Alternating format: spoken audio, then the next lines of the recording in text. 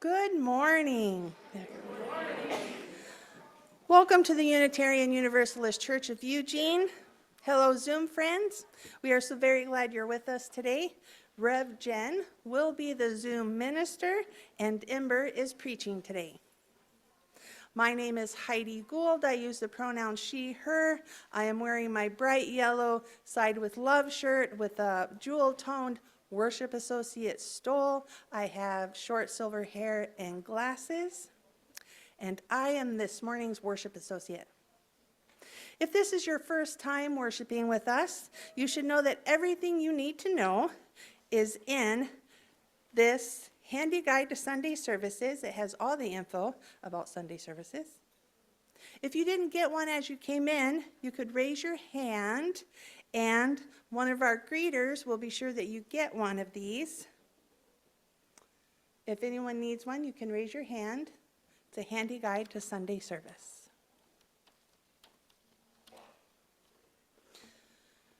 And now, let us enter a time of worship by lighting the flaming chalice, symbol of our Unitarian Universalist faith. The cup represents the community and the covenant that it holds us together, and the flame that is the light that nourishes and inspires.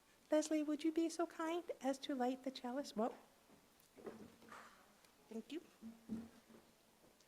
Leslie will be lighting the chalice as I share these words from Reverend Amy Brooks. Even as the days grow shorter and our homes shrink smaller and our wicks burn lower and our will to endure flickers, we light this chalice to kindle a flame of warmth as a reminder of the connection that draws us in to a community that opens us up, in gratitude for the breath in our lungs and the love in our hearts, for the gift of this day alive. Now, Connie will be doing our land acknowledgement. No? Oh, Elliot. Elliot will be doing our land acknowledgement. If you will come up. Thank you. I looked here and found out my name is Elliot, so that's a good start. I'm wearing blue today for the sky that we all share. This land acknowledgement, a deep act of remembering, an act of repair, an act of accountability in ways we may not even think about, an act of acknowledgement and atonement. And the statement goes on, let us take a moment to reflect upon this place where we gather.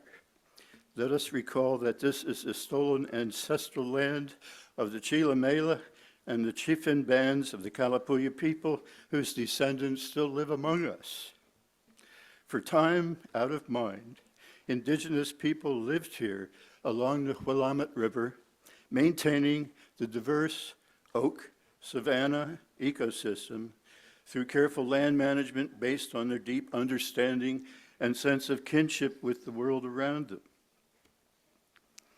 I was taught the kinship prayer by several teachers of mine that just begins, all my relatives. White American settlers and colonizers decimated entire villages. That's a heck of a lot of stuff to put into one word, decimated. We're looking at what would happen in our society if 90% of us were gone. What would we know? People were decimated by influenza, by measles, by malaria, and by general malevolence. White American settlers and colonizers decimated entire villages with diseases, forcibly laid claim to our land, created boundaries where there hadn't been any, brutally removed the Kalapuya people along with over 30 other tribes to what are now the Confederated Tribes of the Grand Ronde and the Confederated Tribes of Siletz. The attempts to destroy Native culture continued through the banishment of languages, and languages are the vehicle for culture, broken treaties, and the separation of children from their families, sent to boarding schools where children were abused and traumatized, and as new research shows, many died. Today, there are several ongoing efforts in our region to revitalize languages, to restore land and water treaty rights, to cultivate indigenous arts and sciences, and reestablish the sovereignty of Native tribes. Let those of us who occupy this land resolve together to dismantle words and actions around us that are the ongoing legacies of settler colonialism and everything that means. May we do our part to steward this land, another big word, stewarding the land, and may we continue to move toward understanding and knowing what was even spoken and given to us 170 years ago by a wisdom keeper a little to the north by the name of Seattle. And he said that we should be knowing that the earth does not belong to us, but that we belong to the earth. Welcome, beloved community. My name is Ember. I use they, them pronouns, and I am a medium-sized, medium-aged human, and today I am wearing a head wrap and a clerical collar with a white scarf. On this Yom Kippur, we reflect on the Jewish holy days, one of the most important times in the Jewish calendar. The Jewish holy days include Rosh Hashanah, the Jewish New Year, a time to reflect on the past year and set intentions for the future. Then comes Yom Kippur, the Day of Atonement, which is about asking for forgiveness and making things right with ourselves, others, and the world, a time for fasting, prayer, and deep reflection. We gather in the spirit of liberation, inspired by the story of Exodus 12:29 through 36, where the Israelites are freed from slavery in Egypt. This story reminds us that true freedom is built together through shared sacrifice and resilience. As we do the work of atonement for ourselves and our communities, we create a future grounded in compassion and understanding. Today, our wilderness is the struggle against injustice, and like the Israelites, we must move through it together, knowing that the freedom of one is linked to the freedom of all. Come, let us worship together. I invite us now to enter into a time of meditation and the sharing of joys and sorrows. We invite you to come up here to place a stone in the water or light a candle to express in silence what is often difficult to put into words.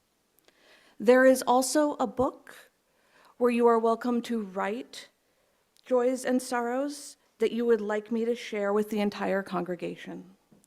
And for those who choose to remain seated with the entire, this is a time to enjoy the company of your own heart. You can also spend these minutes sending light and love to others. So from the book, I am grateful to all of my relations and to all beings consciously seeking symbiosis with all life and Gaia. Prayers and comfort for my good friend Judy and her daughter Jennifer and her 4 young children as Jennifer's husband passed away last week. For my brother who is struggling with loneliness. May all of our joys and sorrows, both spoken and unspoken, be held by our community. This is an excerpt from Exodus 33.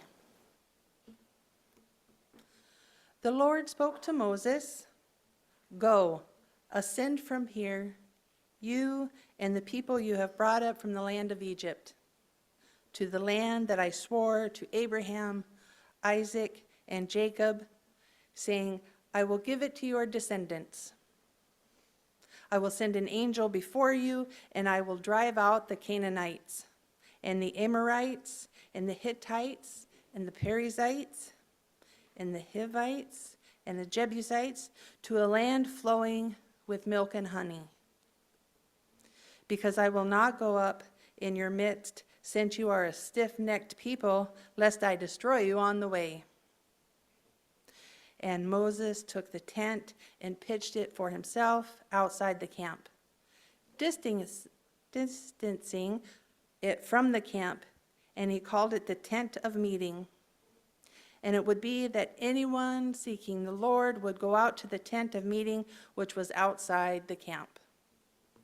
And it would be that when Moses would go out to the tent, all the people would rise and stand, each one at the entrance of the tent, and they would gaze after Moses until he went into the tent. And it would be that when Moses entered the tent, the pillar of cloud would descend and stand at the entrance of the tent, and he would speak with Moses. When all the people would see the pillar of cloud standing at the entrance of the tent, all the people would rise and prostrate themselves, each one at the entrance of the tent. Then the Lord would speak to Moses face to face, as a man would speak to his companion, and he would return to the camp. But his attendant, Joshua, the son of Nun, a lad, would not depart from the tent. Moses said to the Lord, "Look, you say to me, 'Bring these people up,' but you have not informed me whom you will send with me. And you said, 'I have known you by name, and you have also found favor in my eyes.' And now, if I have indeed found favor in your eyes, pray let me know your ways, so that I may know you, so that I may find favor in your eyes, and consider that this nation is your people." So he said, "My presence will go, and I will give you rest." And Moses said to him, "If your presence does not go with us, do not take us up from here." And the Lord said to Moses, "Even this thing that you have spoken, I will do for you have found favor in my eyes, and I have known you by name." He said, "I will let all my goodness pass before you. I will proclaim the name of the Lord before you, and I will favor when I wish to favor, and I will have compassion when I wish to have compassion." And the Lord said, "Behold, there is a place with me, and you shall stand on the rock. And it shall be that when my glory passes by, I will place you into the cleft of the rock, and I will cover you with my hand until I have passed it. Then I will remove my hand, and you will see my back, but my face shall not be seen." First, real quick, if you do not have a stone in your hands, either that you got when you came in, please raise your hand, and one of our greeters will bring around the remaining stones. As the last shadows of night hold on to the edges of Egypt, the air is full of anticipation, thick like the earth before a storm. The horizon glows with the first light of dawn, casting a golden hue over the land that has carried the burden of oppression for so long. A crucial moment is happening, changing the very ground beneath the Israelites' feet as they prepare to break free from centuries of slavery. The blood of the Passover lamb shines like dew on freshly cut grass, lighting up the darkened doorways like tiny beacons of hope. This sacred act of marking their homes is a symbol of their shared sacrifice and unbreakable strength, a silent declaration that they will no longer be defined by their suffering. As they gather their belongings, their hearts beat in time with the earth beneath them. The ground seems to shake, echoing their shared heartbeat, a reminder that freedom is not just an individual journey, but a powerful shared experience. The smell of the land, rich and earthy, swirls around them, keeping them grounded in the moment while pushing them toward an uncertain horizon. In this electrifying moment, the earth reflects their spirit, urging them to face the unknown and let go of the fears of the past while staying rooted in their strength. They are ready to step into a future where the promise of justice can grow and thrive, a landscape full of possibilities waiting for their touch and the breath of their hopes. In Exodus 32 and 33, we learn about the Israelites' journey through the wilderness, a path filled with challenges that reflect themes of disobedience, God's presence, and the power of atonement.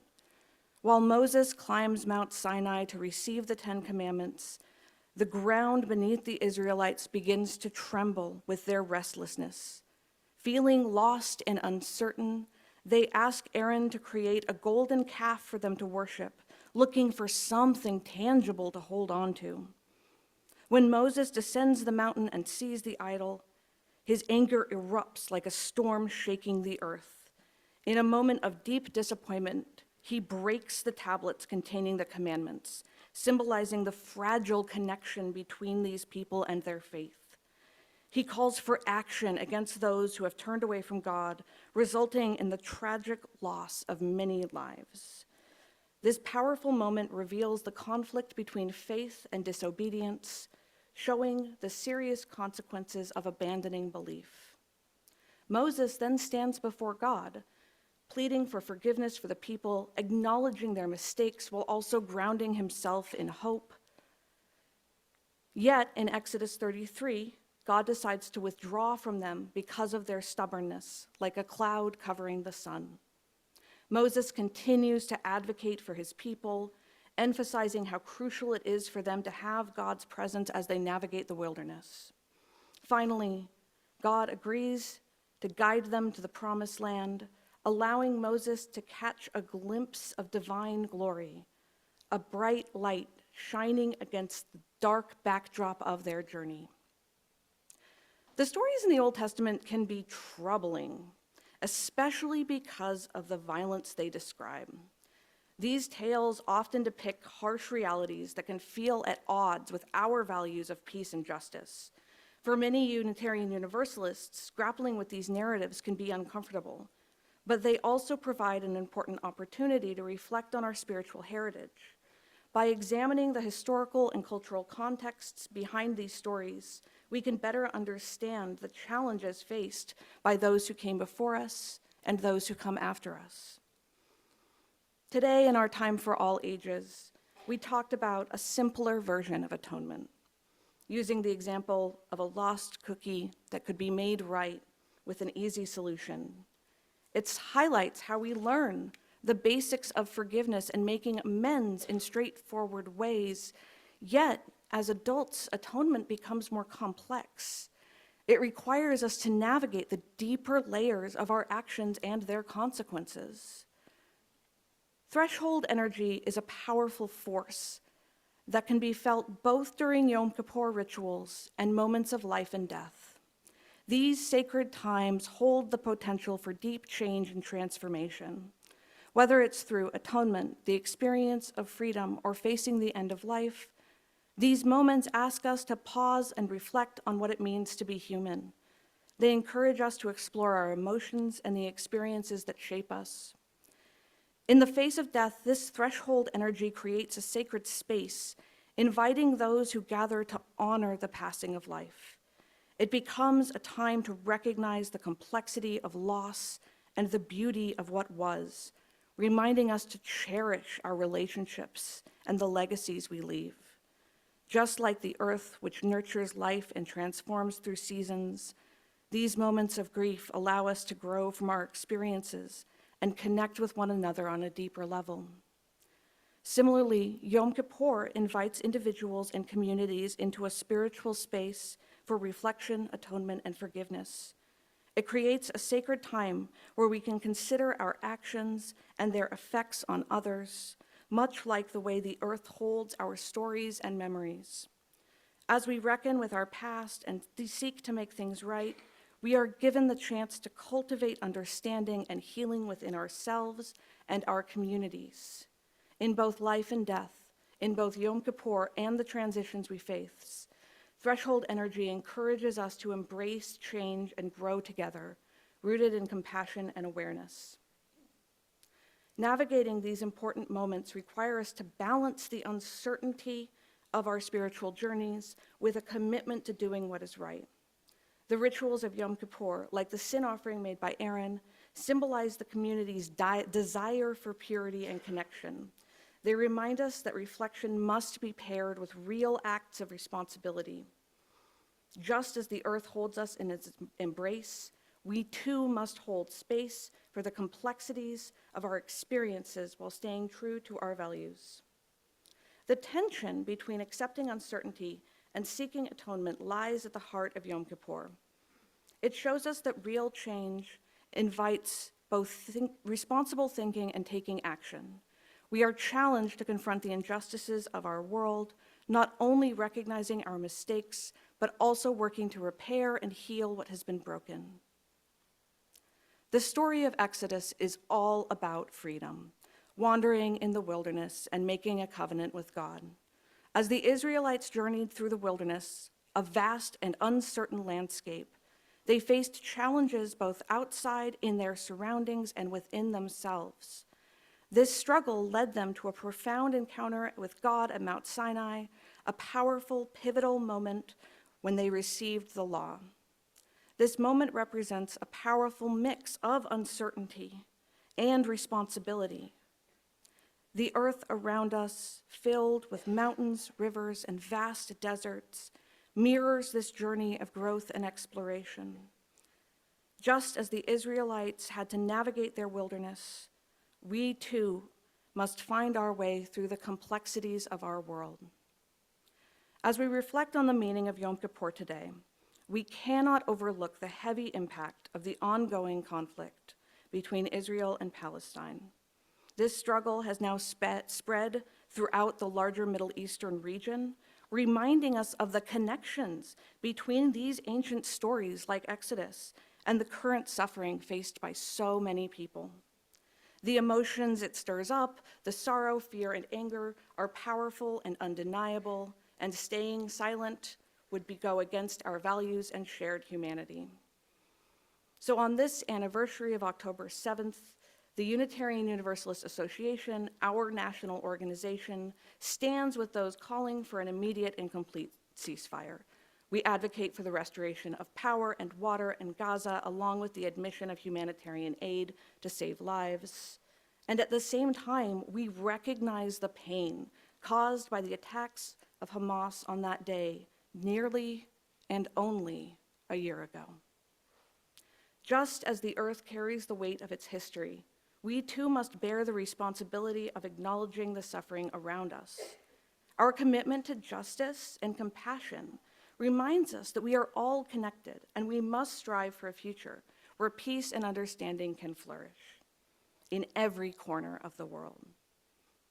As we continue this journey, the challenges we face echo the stories of the Israelites wandering the wilderness.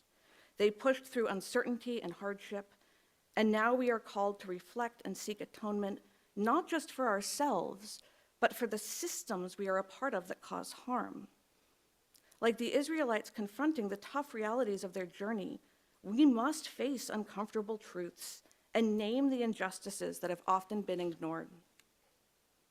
Standing at this crucial point of change, we embrace our responsibilities, understanding that freedom is connected to the freedom of all, and we are committed to taking actions that bring about healing and renewal.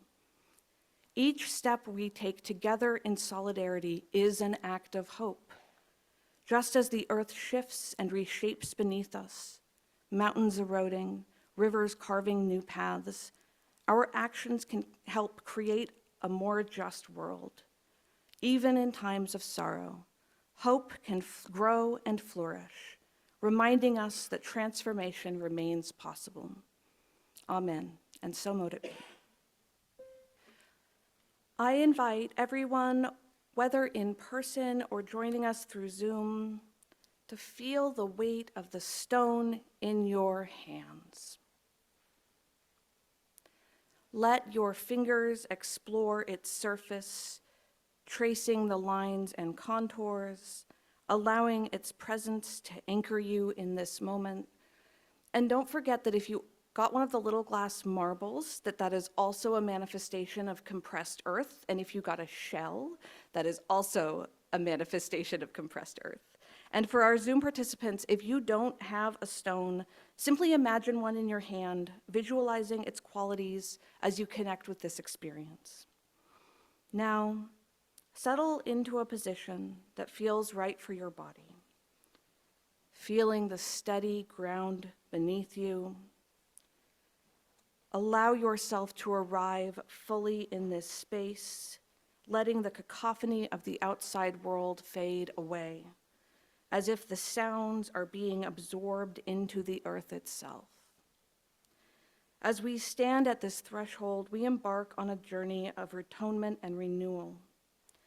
Picture the ground beneath you, rich with the stories of those who have walked before us, the roots of ancient trees intertwining, the soil alive with the energy of transformation that connects us all. Hold your stone close, and as you do, consider what you wish to release in this new year. Is there a behavior that no longer serves you? A heavy thought that weighs on your mind? An unresolved action that lingers in your heart? Visualize these burdens as palpable energies, taking form and resting within your stone.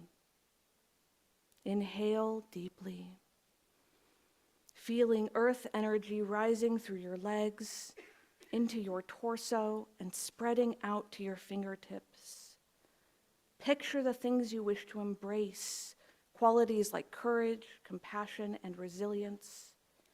With every exhale, imagine letting go of what no longer serves you, self-doubt, old patterns, and any weight that hinders your journey forward. As you hold your stone, let it remind you of the deep roots that connect us to one another and to the earth. Allow the energy of transformation to envelop you, urging you to take meaningful steps toward nurturing this interconnectedness. Now, picture the soil in the front of the room, rich and inviting, as you prepare to drop your stone within. As it touches the surface, take a deep breath and feel the weight lift from your shoulders. Envision the earth embracing your stone, absorbing your burdens, cleansing and renewing. As Suzanne plays, please rise from your seat, feeling the energy of the earth beneath you, and approach the bowl of soil. And I'm going to ask our choir to come up first. May our journeys feel a little lighter, a little brighter, as we journey towards liberation and wholeness.